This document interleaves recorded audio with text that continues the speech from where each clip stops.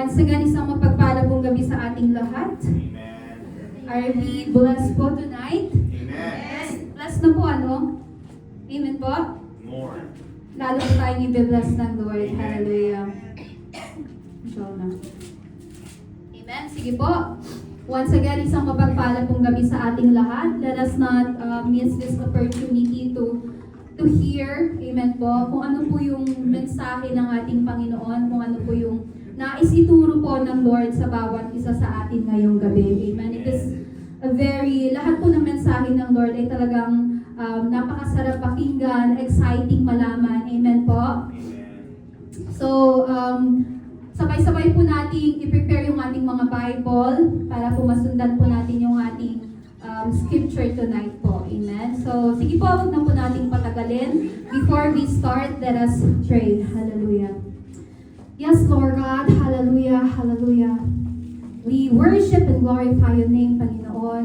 Once again, maraming salamat, Lord God, for the privilege na binigay mo sa bawat isa to be in this place, to worship you, Lord God, to give our thanksgiving, and to hear your words tonight, Lord God, your message, Lord. Hallelujah. We pray, Lord God, that as we hear your words, patuloy mong buksan ang aming mga isip, ang aming mga tenga, Lord God, ang aming mga puso, Panginoon, sa iyong mensahe, sa lahat ng mga pagtuturo mo ngayong gabi, Lord God. Lord, we humble ourselves to you. Bigyan mo kami po ng Panginoon ng puso na mapagpakumbaba, puso na marunong makinig, puso na marunong maturuan, Lord God, at puso, Panginoon, na marunong sumunod, Lord God. Hallelujah.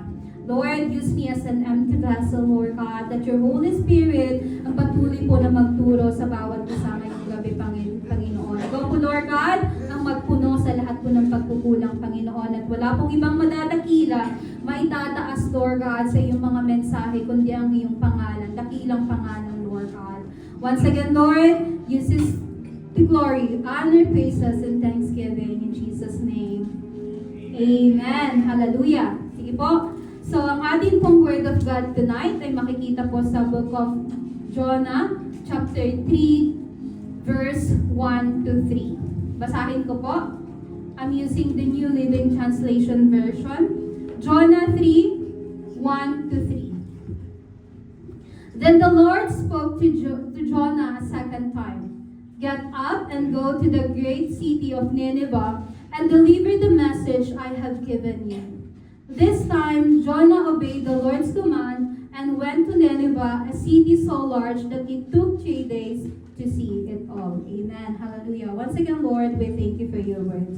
Hallelujah. So, ngayong gabi po, atin pong pag-aaralan, amen po, ang buhay po ni Prophet Jonah. Amen. And alam niyo po, while reading po the book of Jonah, the whole chapters po, yung buong book po niya. Ilang chapter po meron ng Jonah? 4 chapters. Amen po. And while reading po yung book of Jonah,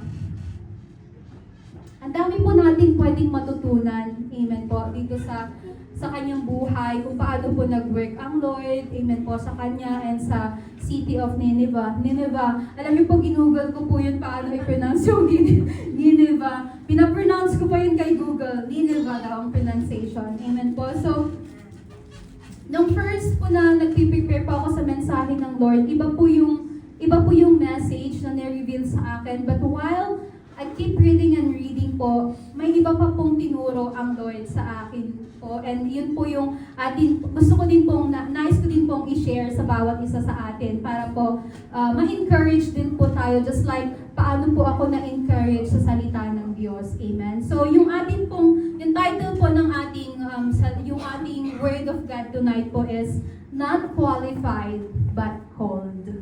Amen. Not qualified but called. Amen. So, sino po ba si Prophet Jonah? Napakahalaga po lagi na inaaral natin bago po tayo pumunta dun sa verse. Napaka-importante po na inaaral natin yung history, sino nagsulat, what was the situation during that time, kung bakit po napunta sa chapter 3. Amen po. So first po, sino po ba si Prophet Jonah? Amen po. So, Prophet Jonah is one of the minor prophets in the Old Testament. Amen po. Minor prophets. Bakit po ba tinawag siya na minor? Amen? Sa Old Testament po, na-divide po yan. We have the major prophets and the minor prophets. Amen? And yung minor po, it means po, hindi po dahil less important po siya or ano yung tawag dito, or hindi po siya, yung mga prophet na to, less na ginamit ng Lord, hindi po yung ibig sabihin ng minor. But it's because yung book of Jonah has just a very short chapter po, which is 4 chapters. Amen? Kung makikita po natin, yung major prophets po, nakatulad po ng book of Isaiah, Jeremiah, Lamentations, Ezekiel, and Daniel, which is marami pong chapters. And the minor prophets include po yung 12 prophetic books, Hosea, Joel, Amos, Jonah, Micah, Nahum, Habakkuk, Zephaniah, Haggai, Zechariah, and Malachi. Amen? So these 12 po are called the minor prophets. Amen? So hindi po siya minor because less importance, but because yung writings po is shorter po, yung kanilang books. Amen? Now, let us understand po, what was the situation during the time po of Jonah sa lugar ng Nineveh? If we look around us today po, kung titignan po natin yung ating paligid ngayon, let's tawag dito, ano natin into life para po lalo natin maintindihan. If you look around us today, di ba po, it is very easy to believe that the world is becoming darker and darker. Totoo po, na ang kasalanan is very rampant na po. Kahit saan po, naririnig natin. Minsan ayoko nang mag-Facebook kasi makikita mo sa tawag dito, sa timeline? Yeah. Timeline feeds, ayan. Makikita po natin sa feeds natin, especially sa Pilipinas, puro crimes, minsan nakakapanlumo, 2 years old, ni-rape, matanda na, pinatay. Alam niyo yun, ninakawan, corruption, deception, ang dami pong crimes. Amen, mga inosenteng tao po, amen, na pinapatay, daming kasalanan, pagnanakaw, marami po, ano? And sometimes po, pag po nakikita po natin yung mga ganitong situation, kahit po hindi tayo yung nakakaranas or mas malala kung tayo po yung nakaranas sa ganitong sitwasyon, maybe may isip po natin kung gaano kahalaga na yung judgment ng ating Panginoon. Minsan sinasabi natin, very innocent ng bata, Lord, ano bang addict ba yan? Ano bang nakain nito? Bakit hindi na lang siya yung ganito? Dapat death penalty na to, Lord, kasi ang lala. Minsan we say those things po. Kasi po, iniisip natin yung sitwasyon minsan unacceptable kasi innocent lives, walang kinalaman, pero nadadamay dahil sa kasalanan, walang pagkilala sa ating Panginoon, kaya po nagagawa yung mga ganung bagay. And we say, Lord, parusahan mo na to, bakit di na lang to yung nawala, bakit yung mabuting tao pa. Marami po tayong, minsan wini-wish, amen? And minsan, because when we see the death of someone's sin, we can easily conclude na minsan, iniisip natin, Lord, impyerno na ito pupunta, hindi deserving yung pagpapatawad. Especially kung ikaw yung, minsan madali lang magsabi na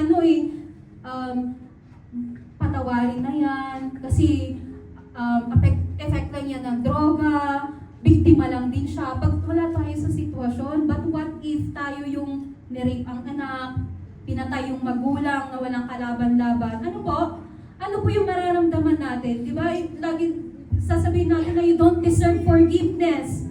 Hindi mo deserve yung forgiveness sa akin, you don't deserve the forgiveness from the Lord. Minsan, ganyan po yung mga naiisip natin. Amen po. Gawa nga ng ganun po kabigat yung kasalanan ginawa. But tonight po, let me ask you, what if God calls you to bring the gospel to the worst people you know? Paano po pag tinawag po tayo ng Lord to go to these people, amen, to those worst people po, and share the word of God, the gospel? What if God said, go to this criminal, or go to the corrupt leaders, go to the violent people, go to the people who have hurt others, and go tell them that there is still a way back to God? Would you go? Will we go? Because that is exactly what God asked Jonah to do.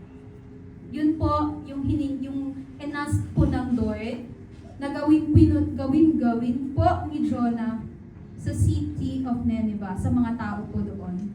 And that was the same situation po during the time of Jonah sa place ng Nineveh. Ganun din po yung tawag dito, yung sitwasyon ng lugar. Amen po. Sabi po sa Jonah, chapter 1, verse 1 to 2. The Lord gave this message to Jonah, son of Amittai.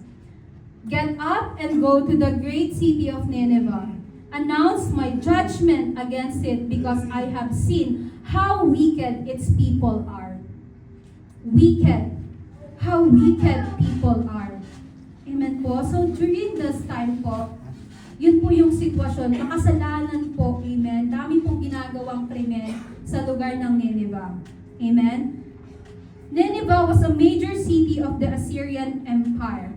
It was known for its wickedness, violence, cruelty, oppression, and brutality. Yan po yung situation that time. Makikita po natin sa Nahum chapter 3 verse 1, New Living Translation. What sorrow awaits Nineveh, the city of murder and lies. She is full of wealth, plundered from others, and there are countless victims of her killings. Yan po ang sitwasyon sa lugar ng Nineveh that time.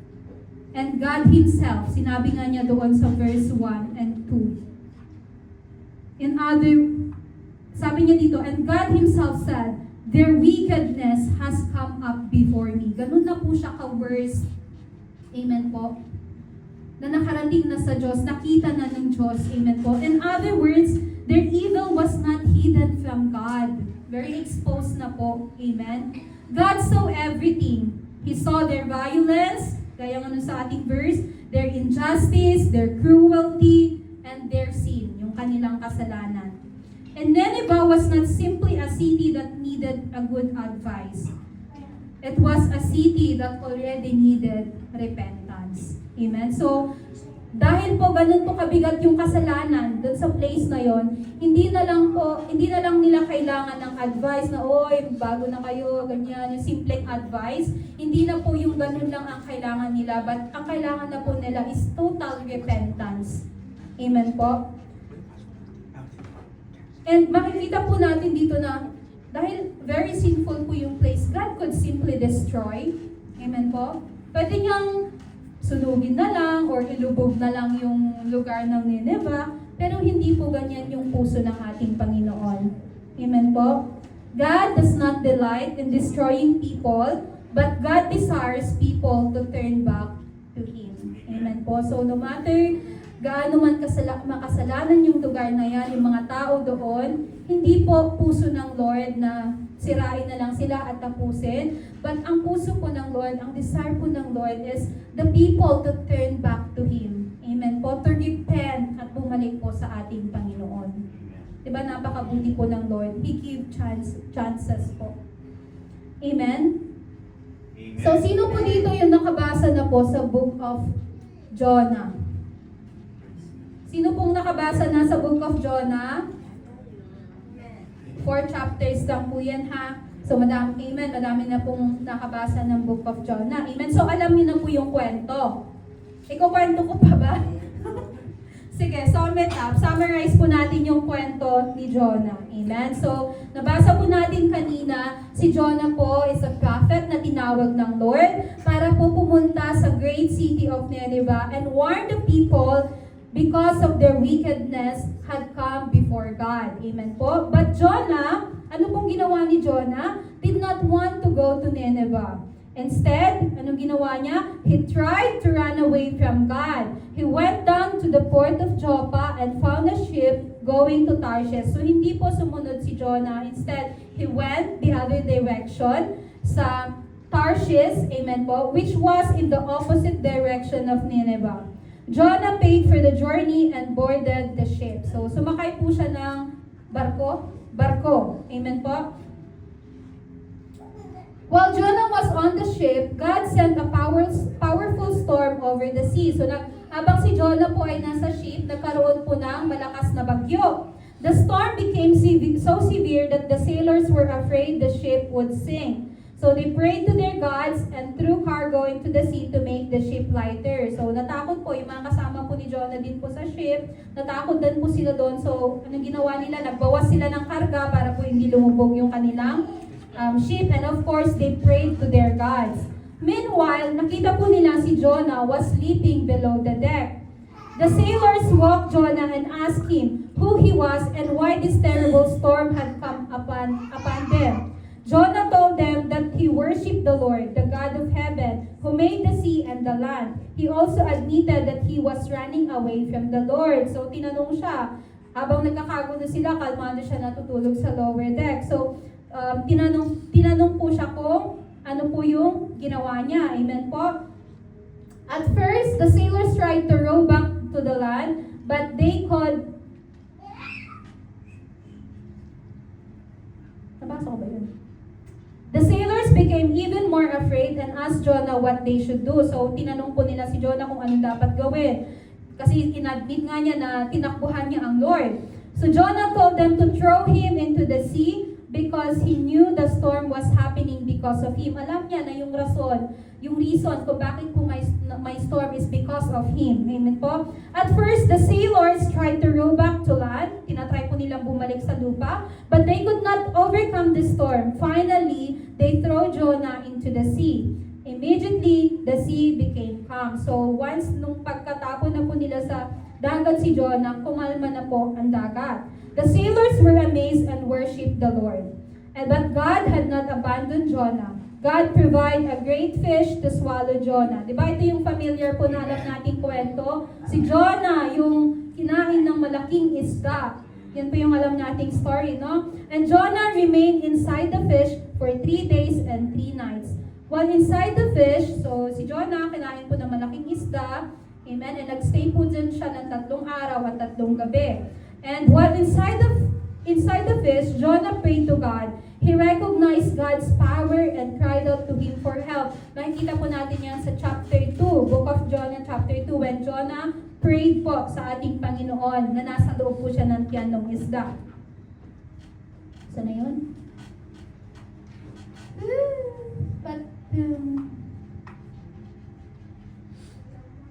Alam, saan ako?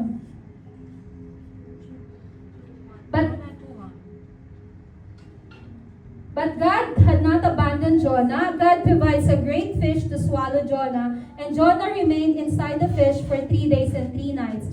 While inside the fish, Jonah prayed to God. He recognized God's power and cried out to him for help. So, see, he still prayed and asked God for help po. Then God commanded the fish, and it vomited Jonah onto dry land. So, summary lang po to ng kwento kasi sobrang haba po nito. We can go back later on and read po on our own. After this, so ano pong nangyari after he prayed? God commanded the fish, and it vomited Jonah onto the dry land. So, nilabas po si Jonah ng isda. Amen po? After this, God spoke to Jonah again and told him to go to Nineveh and deliver the message he had given him. This time, Jonah went to Nineveh. So again, God called Jonah again. Amen po, na pumunta po sa bayan ng Nineveh. And this time po, pumunta na po si Prophet Jonah. He walked through the city proclaiming God's warning that Nineveh would be destroyed because of its wickedness. So yun po yung message na ipinarating niya sa mga tao dito.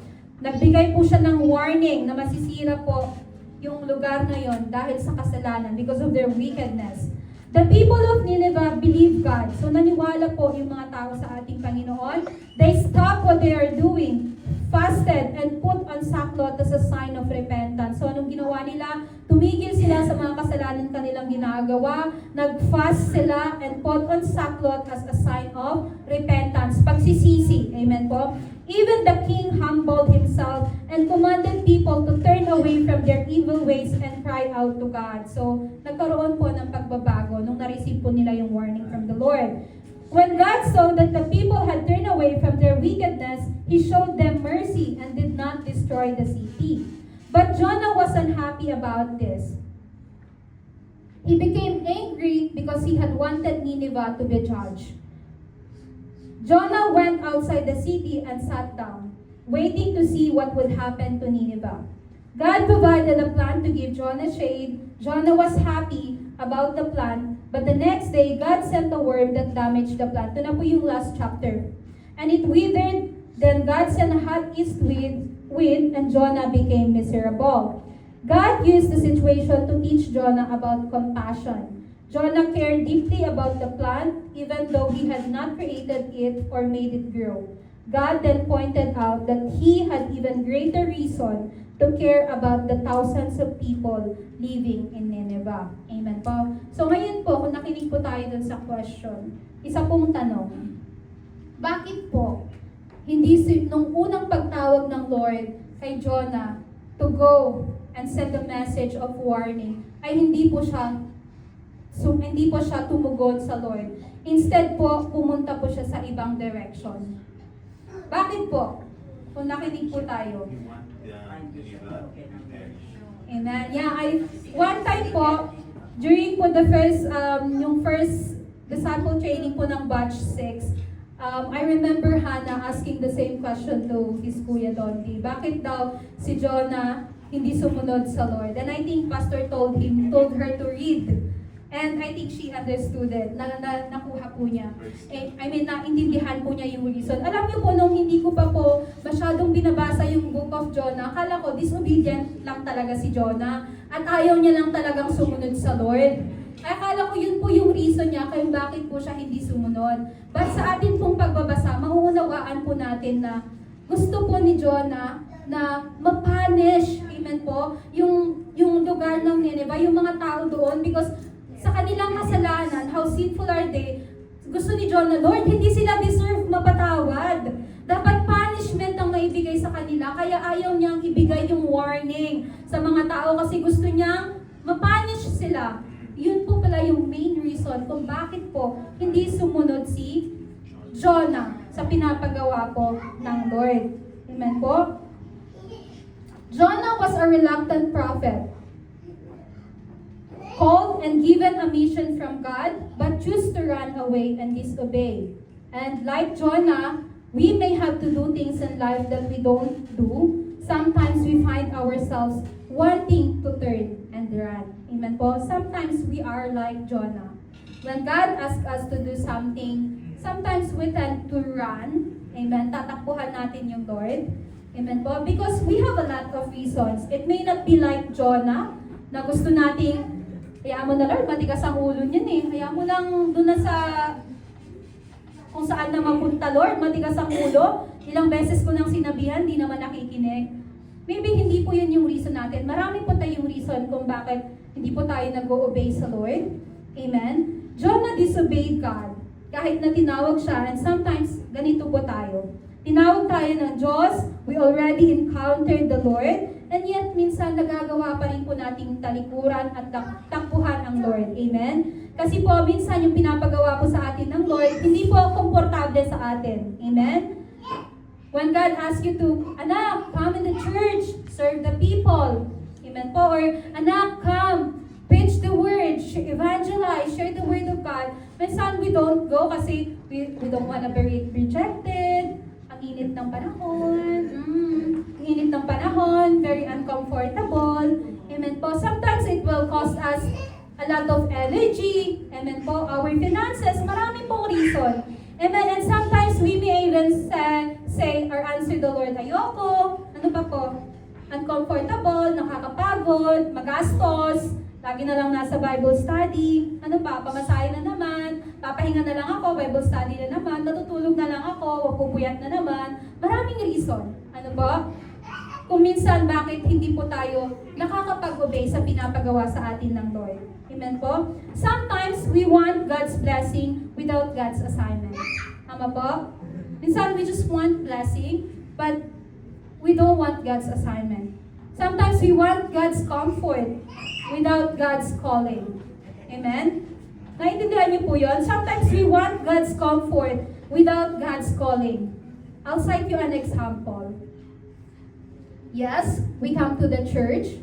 We go to our Bible study. We attend every Saturday. And then after that, we go. That's very comfortable. Amen po. But the moment, minsan po, It's based on my observation. Minsan po, when we are getting closer to the ministry of God, and we learned na, ay, daming problema ng church! Daming problema ng church. Sometimes, nagiging reason po yan for us to get disappointed. Ay, gulo naman ang simbahan na to. Because we don't want discomfort. Amen po? We only want comfort. But we avoid God's calling. It's true. Amen po? Because we just want to, masarap nga naman yung attend ka lang, tapos uwi ka na, normal na buhay. But when you get involved, as per my experience, when you get involved in the ministry, dadami po yung discomfort na mararanasin. Because that's serving the Lord is. Amen po? Hindi po siya madali. And sometimes we are like this. We want God's comfort without God's calling. We want God's promises without God's obedience. Minsan gusto lang natin yung promise ng Lord, but we don't want to obey. Amen po? And because of Jonah's disobedience, a greater tragedy would have happened. Amen po? Ano po yung posible na mangyari sa kanya? When the storm came, amen po, if hindi po merciful yung ating Lord, pwede po siyang nalunod na lang doon. And alam niyo pa yung maging effect po nun? Hindi lang po siya yung nadamay. Even po yung mga nasa ship could be madamay. Amen po, na mapahamak because of his disobedience. Amen po? And natutunan ko po dito, na-remind po ako ng Lord na sometimes with our disobedience, hindi lang po tayo yung pwedeng mapahamak. Pwede rin pong mapahamak yung mga tao sa paligid natin. Amen? Like for example, if you are called as a pastor, amen? And habang nagpa-pastor ka, while you go in the process, hindi komportable yung pagiging pastor, marami palang pagsubok. And what did you do? You gave up your calling. Iniwan mo na lang yung flocks. What happened to the flocks? Kung saan-saan na din po silang napunta, hindi lang po ikaw yung nadamay. Nadamay yung flocks. If you are a teacher, amen po, you are called to teach the truth. Amen? But because you don't want other people to get offended, or minsan may nakita ka gumagawa ng mali, and you are called to teach and preach the truth. Amen? But because you don't want your kapatid to get offended, kinompromise mo yung salita ng Diyos. So what happened? It was just like saying, it's okay, live in sin. Live in sin. It's like allowing them to enjoy yung kasalanan at hindi po ma-experience yung tunay na kaligtasan. Amen po? Another example, if you are called to be an evangelist, because of discomfort or for a lot of reason, ayaw mo ng rejection, you are called evangelist to go and preach the word of God. Share the good news. Amen po? But because daming discomfort, ang daming reasons, hindi po tayo sumunod sa calling na pinapagawa sa atin ng Lord. What happened? Maybe yung person na yun, it was his last opportunity to hear the word of God, but because hindi mo shinare yung salita ng Diyos, na-miss niya yung message. Amen? So sometimes our disobedience can also affect others, hindi lang po tayo. Amen?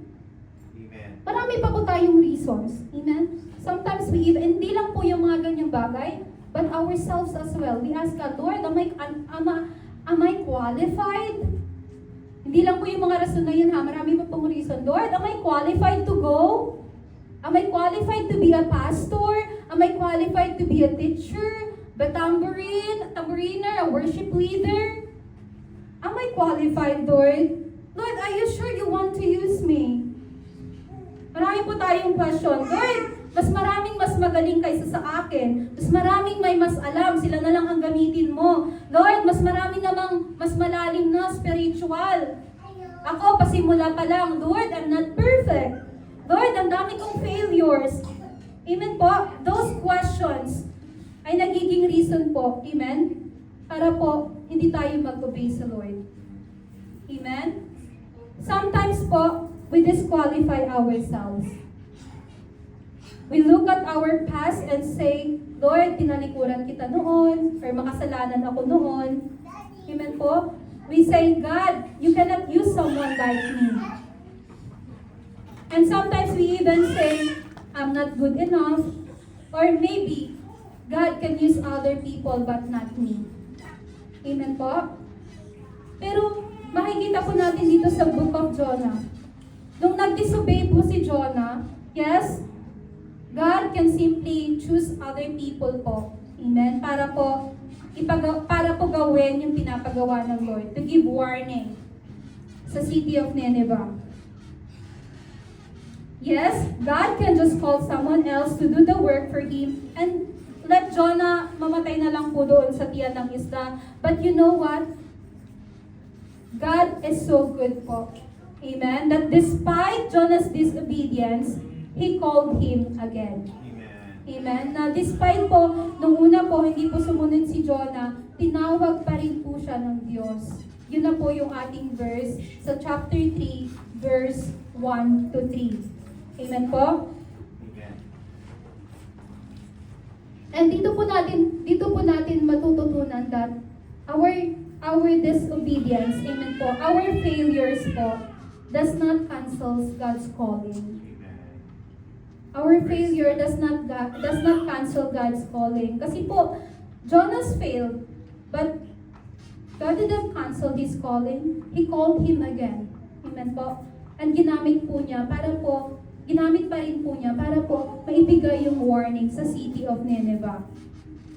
Our past does not have to determine our future. Tama po? Amen. Our mistakes do not have to become our identity. Hindi po dahil makasalanan po tayo noon, ay tayo na yun hanggang magpakailanman. Amen po? Our weakness does not have to stop God's purpose. Amen po yung mga sinabi natin kanina na unqualified ako, Lord. Pagti lang yung knowledge ko. Amen po. Wala po akong masyadong alam sa Biblia. Mahina po ako, Lord. Our weakness does not have to stop God's purpose. Amen po? Amen. If God can restore Jonah, then God can restore us also. Amen. Amen po? If makasalanan po tayo noon, disobedient po tayo noon, and makikita natin dito, ni-restore po ng Lord si Jonah. So, He can also restore us. Kung ano po yung, our God is the same yesterday, today, and forever. Kung sino yung Diyos na nag-work sa buhay ni Jonah that time, is the same God that we are serving and worshiping now. Amen. Amen po? If God can use Jonah, then God can use us also. If God can give Jonah another opportunity, then God can give us another opportunity. Amen po? That's why the next time that God calls us, don't run. Obey. Amen po? Gaya po nung ginawa ni Jonah. When God called him again, he obeyed. Pumunta po siya sa city of Nineveh and give the warning to the people. Kahit po sa kanya, hindi sila deserving, but it's not about us. Amen po? It's about God. The mercy, the graciousness, amen po, yung compassion ng ating Panginoon. Amen po? God did not call us because we are qualified. He qualifies us because He has called us. Tama po? God did not call us because we are qualified. Hindi po tayo tinawag ng Diyos na mapalito sa lugar na ito, na maglingkod sa Kanya dahil magaling tayo. Hindi po tayo tinawag ng Diyos dahil magaling tayo. Because qualified, overqualified, daming alam. No. But He qualifies us because He has called us. Amen. But if God calls you, He will qualify you. Amen. Amen po. In this world, masasabi natin na sa standard ng mundo, we can say disqualified tayo. Amen po. Kasi mataas standard ng mundo disqualified tayo. But with God, you and me are qualified. Amen. We Praise are the qualified with God because He has called us. Amen po? Pag tinawag po tayo ng Diyos, i-qualify niya po tayo. Amen? Ipi-perfect, iti-train po tayo ng Panginoon because He has called us. Kaya, before you come to the Lord, don't make yourself perfect because work po yun ng Lord, hindi po natin yun work. Amen. Amen po? God's calling is not based on our perfection. If God can only use perfect people, He would have nobody to use. Totoo po, because nobody's perfect. Amen.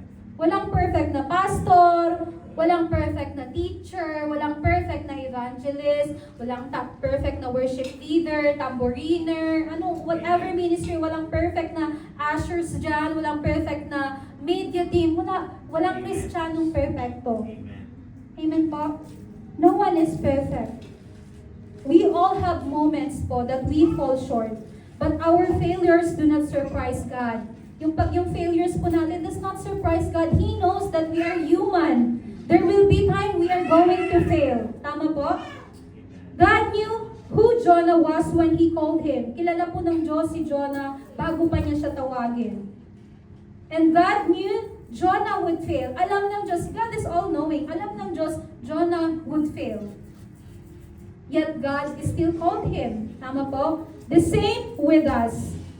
God knew you, bago pa po niya tayo tawagin, kilala na po tayo ng Diyos. Amen. Amen? He knew your past. Praise God. He knew your life before.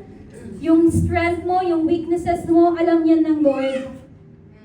Alam din ng Lord that during your walk with Him, there will be times you are going to fail. During your walk in the Lord, there will be times we are going to fail. Amen po? But our past is bigger than God's grace. Tama po? Yung nakaraan po natin, mas malaki po yan sa pag-ibig at biyaya ng ating Panginoon. Our failure is bigger than God's mercy. Amen? Yung mistake po natin is bigger than God's restoration. God can restore us. Amen po? Amen. So tonight po, let me ask you, ano po yung mga bagay na pinapagawa po sa atin ng ating Panginoon ngayon? Meron po bang pinapagawa sa atin ng Lord? Or maybe there are times in our life like we feel like giving up our ministry already for a lot of reasons. Amen po?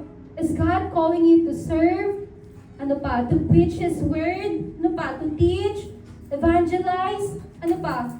To serve His people dito sa church? Ano po yung nais ipagawa sa iyo ng Lord? Or maybe reach someone na super stressed na nag-experience ng anxiety? Is God calling you to do that? Or maybe to reach your family? Amen po? And share the word of God? So, I know, lahat po tayo dito, meron po tayong personal na relationship sa Lord. Tama po?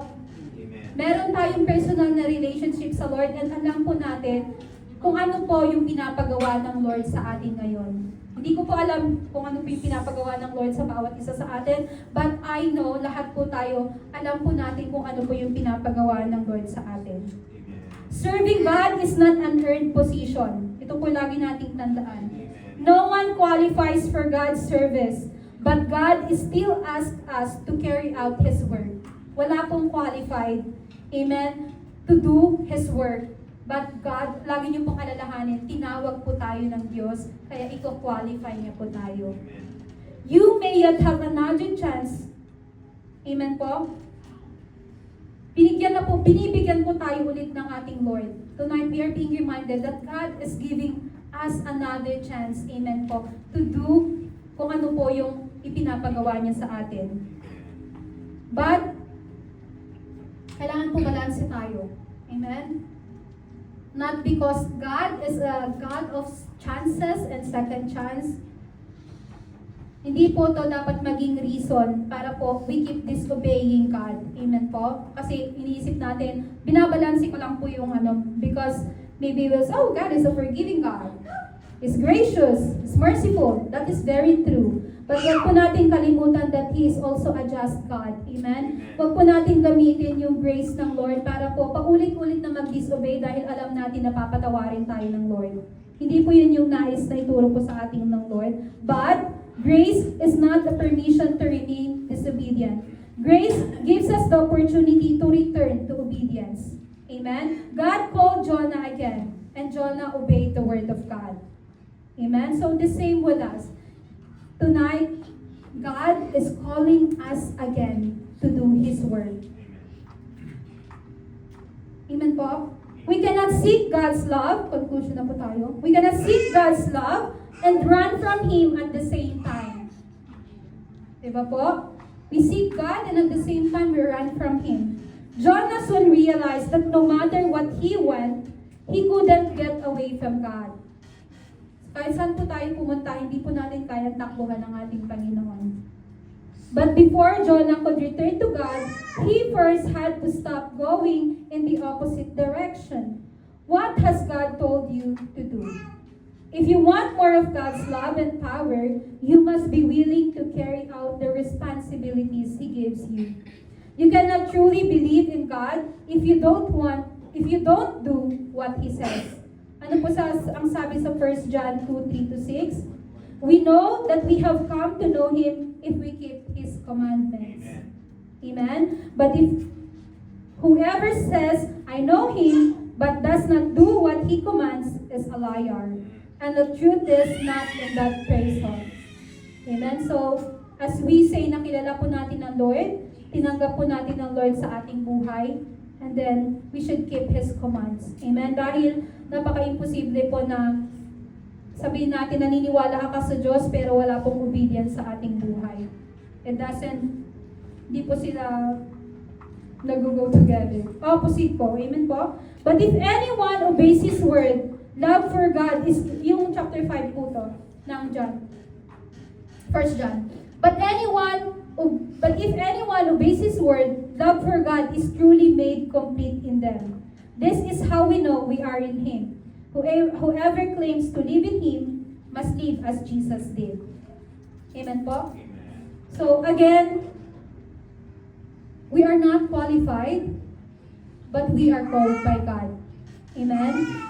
So, we can all have the reason. Gaya nga ng sinabi ko, tonight we are being reminded by the Lord na maybe this time we are experiencing some situations po na ina-assess po natin yung sarili natin na, Lord, should I still continue my ministry? Should I just leave? Kasi ang daming reason. Amen po? Madami po tayong reason. We are tired, kulang tayo, daming kulang, amen po, spiritual or discouraged, anumang reason, name it. And masasabi ko po na lahat po ng reason na to ay valid, amen po. But will this be enough? Will these reasons be enough para po iwan natin yung ating ministry? Or para po talikuran natin yung pinapagawa ng Lord? Enough ba yung mga reason? Valid po yung mga reason. Totoo, we experience all of this. But I'm praying na hindi po maging sapat na dahilan yan para po iwan natin or talikuran natin yung mga bagay na pinapagawa sa atin ng Lord. Amen po? Kaya po, I'm praying po, the next time or this time that God is calling us again, let us don't run and obey the Lord. Amen po. So, napakaganda pong paalala po. You know po, we still have fun, yeah. Few minutes. Testimony lang po. You know po, sabi ko nga, before the Word of God, before the Word of God teach you po, amen, bago pa po kayo turuan ng ating Panginoon sa salita niya, tinuruan and ni-reminded po ako ng Lord. Amen? There are a lot of moments po, amen, na at our age ni Pastor, masasabi kong we are too young. That's my reason. We are too young and madami pong pagdadaanan sa ministry and sometimes nakaka-discourage. Ay, nakakaiyak. And sometimes, hindi po totoo, it's a testimony po kasi tinuruan po ako ng Lord na sometimes I disqualify myself. Amen po? That, of course, tao pa din, amen? May mga weaknesses, amen? And sometimes I'm asking the Lord, Lord, baka hindi ako deserving, amen po, to lead these people or to take care of these flocks. Iniisip ko po yan minsan, but God reminded me tonight, amen po, na it's not about me, amen? It's not how strong am I or how galing, how galing are we, amen po, in serving the Lord.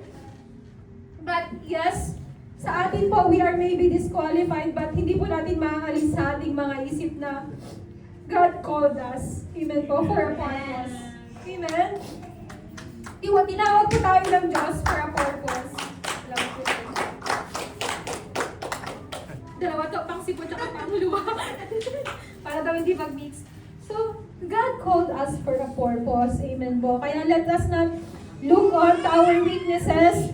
The time po, pagka dumating po tayo sa punto na napapanghinaan tayo ng loob or dinidisqualify natin yung self natin, let us be reminded by the word of God sa book of Jonah. Amen po. Na he disobeyed, he had weaknesses, but still God used him, called him again, and do his work. Amen po. So, wag po tayong mawalan ng ma-discourage. Amen po. And just leave kung ano po yung pinapagawa sa atin ng Lord. Marami pa pong ipapagawa sa atin ng ating Panginoon. Ito po, hindi po talaga magiging madali. Lagi ko sinasabi yung favorite verse ko ata to, na in this world, we will have many troubles. Amen po. But take heart. He has overcome it. Amen po. Amen. God is with us. Jesus is with us. We can all do these things with the strength po na ibibigay sa atin ng ating Panginoon. Amen? So, praise the Lord. Napakaganda pong paalala po para sa akin at para po sa ating lahat ngayong gabi yung mensahe po ng ating Diyos. Sa Kanya po yung mataas na papuri po at pasasalamat. Nabalik ko na po kayo.